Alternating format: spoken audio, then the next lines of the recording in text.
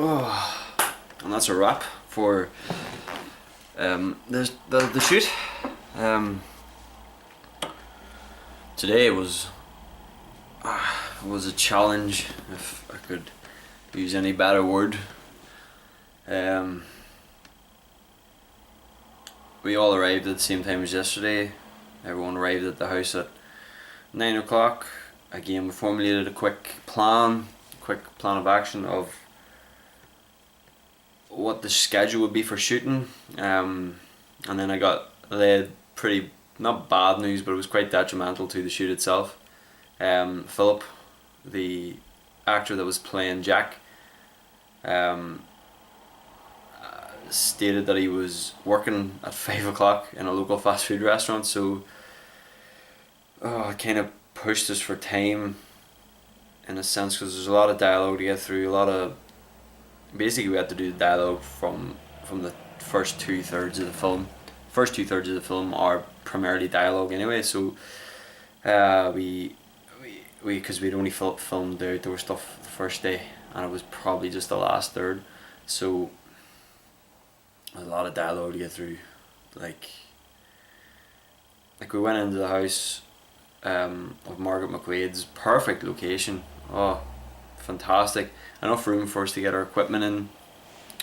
Like, we brought in sliders, we got some nice slow panning shots of her knitting, a couple of ones across her hands of her knitting. Yeah, but then after a while we realised that the progress wasn't getting through fast enough, because we were filming one scene, doing a master wide, and then we were filming one scene from one angle facing Philip, who plays Jack, him doing his lines, and then reverse shot and doing that back and forth. But then we realised that in between that we were sort of maybe losing 10-15 minutes at a time, just setting up shot again and people going over lines again. So by the time we got maybe the first 2 pages of the script done, it was already nearly 1 o'clock. So we had to, me and Kieran, the director of photography, went and had a quick talk, and we said, right, we need to film all of Philip's dialogue first, and all his dialogue with the actress playing Mary, the home help, Margaret Reynolds, because she had arrived maybe 1:30, 2 o'clock. So between, say, 1:15 till 2 o'clock, we'd done all of Philip's lines just straight on, and quite wide as well, because obviously it was 4K. I can sort of manipulate it a bit more in post-production.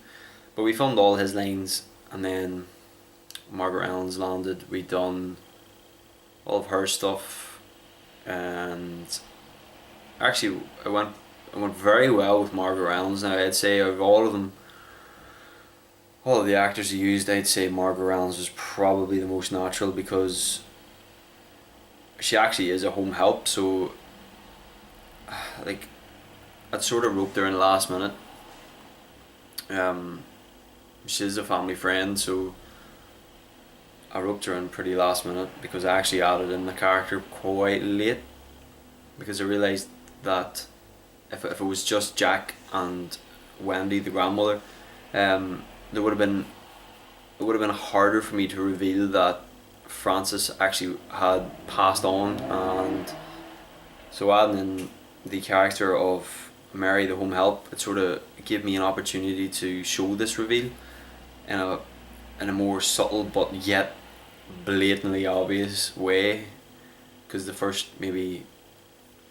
third of the script, we don't really gauge that Frances is dead, other than maybe small subtle hints from Jack and her stating that he's just the way out to the shop, and we never actually see him. But then bringing in Mary actually added in a third dimension to it, and gave me an opportunity to just reveal that she's got early onset dementia, and she's starting to lose her mind a wee bit.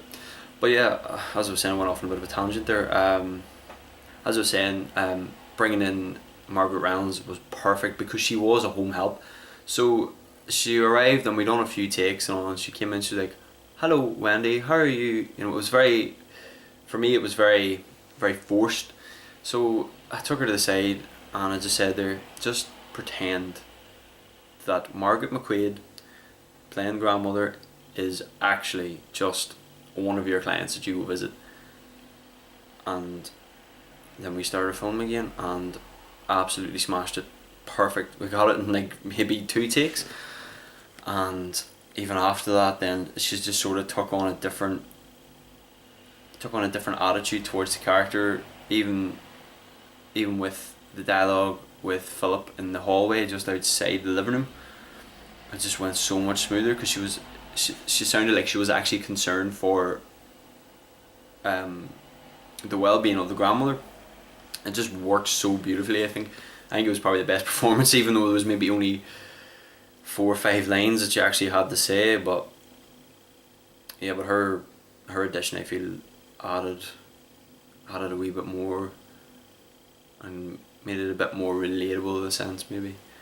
But yeah, we got all of her stuff filmed, and then after that initial, after the reveal that she's got early onset dementia, then Margaret just went into the kitchen. I think she just made herself a wee bite of lunch or a wee cup of tea or something, and we filmed the last scene in the house then with Philip, which was him coming into the house and discovering that not only is his granny not there, the map is gone, the drawers lying open. You know, he had a predetermined lunch date with her, established the scene before,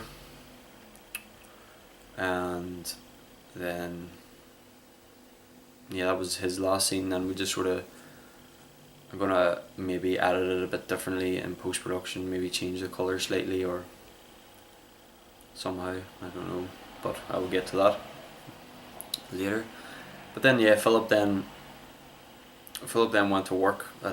He left at about 4:30, so to give him time to get to work.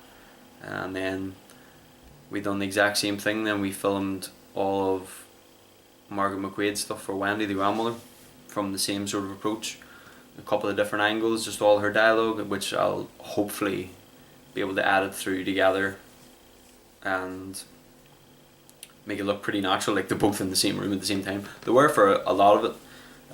Don't get me wrong, it was more of the close-up dialogues. We had a lot of master wides with the both of them. Some good dialogue as well. Unfortunately, again, it was just a few too many times. I think Margaret McQuaid was sort of just looking down at the lines in between whenever she was talking and Philip was talking. Even sometimes she was looking down as she was saying the lines as well. But I think mashing it together with the different angles hopefully won't lose its aesthetic appeal. Then again, I think today, especially with the knitting, I feel like she was a wee bit more natural. Although she did at the start of the day, especially in the master wide shots, the first few shots that we done, she had a bit of a sore throat. Like instead of talking normally, like I'd be talking now, she was like she had a wee tickle in her throat. But then, maybe after we got the master wides done, then she actually said like I need to get up and make myself a lemon tea or something, and she went and done that. We took a wee break up, got a bite of lunch at the shop across the road, all 4 of us. Like Philip was still there at this stage, and then she came back and she was perfect. But hopefully whenever I'm editing it through together, it won't seem too different, like her voice, because I was watching back in the footage there maybe 15-20 minutes ago. It is quite different, but hopefully if I cut it through properly and pardon me, maybe add on a couple of sound effects over the top of it, it shouldn't affect it too much. But yeah, we got through it all very quickly, I feel. Whenever Philip left at 4:30, we maybe finished up at 7 o'clock with Margaret McQuaid, and she went out and walked her dog, and we just went back to mine, and me and Kieran then went through all the footage again before him and Carl Ramsey left. There's a few noticeable problems with it. Again, though, I think we got a bit complacent in our shooting. Instead of watching back on footage whenever we were filming, I think me and Kieran were just sort of assuming that it was okay. So there was one master wide shot where it wasn't exactly focused on anything, so it seems a bit blurry. And then one of the dialogue sections of the grandmother is a wee bit blurred. But then again, it's the same sort of thing as yesterday. It's just a couple of shots were a wee bit off, but apart from that, the rest of the ring went really, really well. And there's nothing really I can say that I would have changed apart from the couple of shots. I maybe probably would have took more takes, to be honest, but it was harder with the time constraints today. But hopefully I can rummage through the footage, the rushes that I've got now, put the sound together, maybe come up with an effective style of edit, just add a wee bit more emotion. Yeah, but Kieran about 10 minutes before we left, seen a photograph at my grandmother's first front door. I was going to superimpose a photograph of my, like, the grandmother and her actual late husband. She'd give me permission to use this photograph as well. She'd give me permission to use it. So I was just going to scan it in and then have it coming up at the end credits.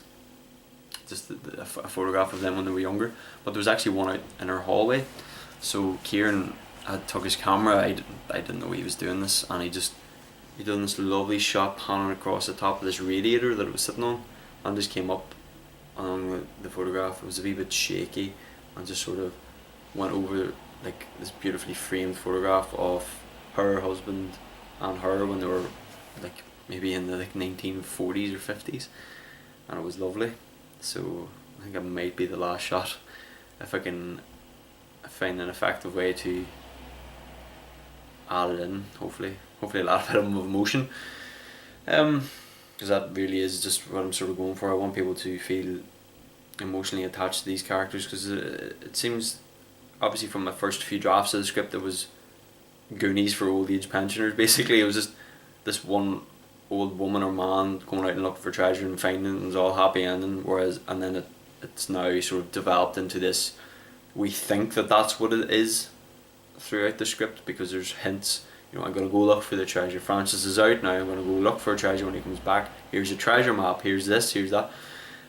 But I sort of wanted that was Hollywood.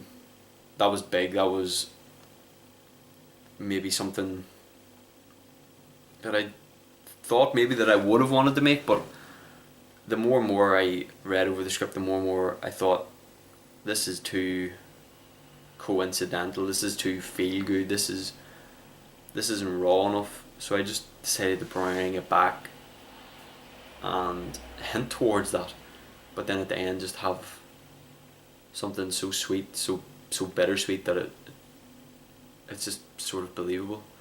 I think that I have achieved that in the footage, but the edit will tell, to be honest. So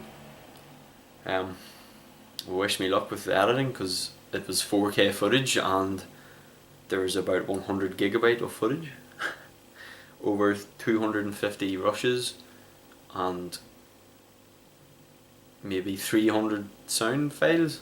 I don't know how there's 300, but there's a lot of footage, so it's going to take me probably 3 or 4 days to even organise it all and get it sound synced. But I'll get it done, and I'm very much looking forward to getting all the footage together and getting the colour corrected and adding in some music and just seeing what it looks like. But yeah, that's a wrap for filming.